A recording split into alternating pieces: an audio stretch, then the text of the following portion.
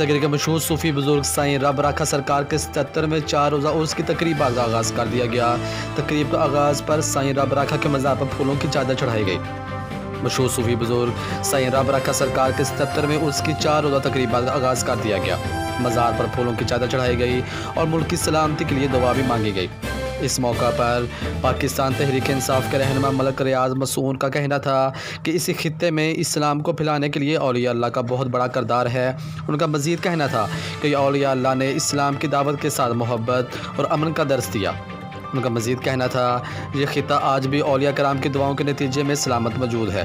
चौधरी तैमूर असलम का कहना था कि आज से उर्स की 4 रोज़ा तकरीबात का आगाज़ हो गया है, जिसके लिए दूर दराज से ज़ायरीन के आने का सिलसिला जारी है। उर्स में महफ़िल नात के साथ साथ महफ़िल समा भी होगा। उर्स में आने वाले ज़ायरीन के लिए वसील लंगर का अहतमाम भी किया गया है। मज़ीद खबरों और तफसीलात के लिए